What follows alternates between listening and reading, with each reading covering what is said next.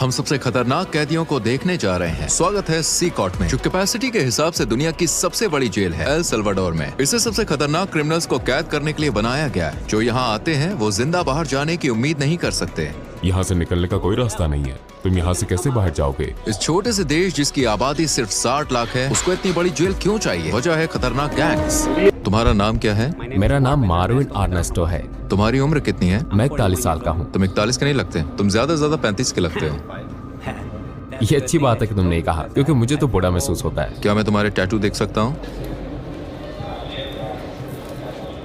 MS-13 तुमने इस crime organisation को कब ज्वाइन किया?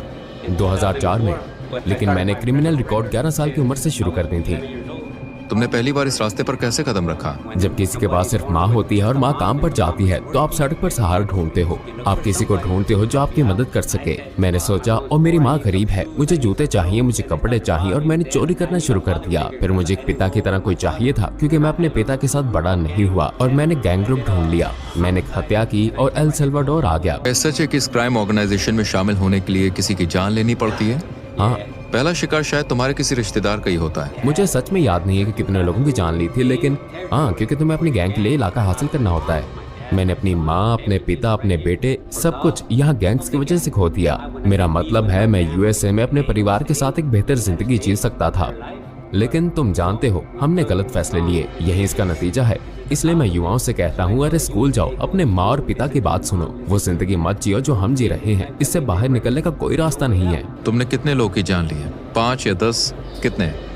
नहीं, अगर तुम जेल में मेरे बाद के समय की बात करो तो शायद 50 से ज्यादा। कभी कभी ऐसा करना पड़ता है। वक्त के साथ तुम इतने निर्दयी और पत्थर दिल कैसे बन गए? मैं सच में सवाल का जवाब नहीं दे सकता।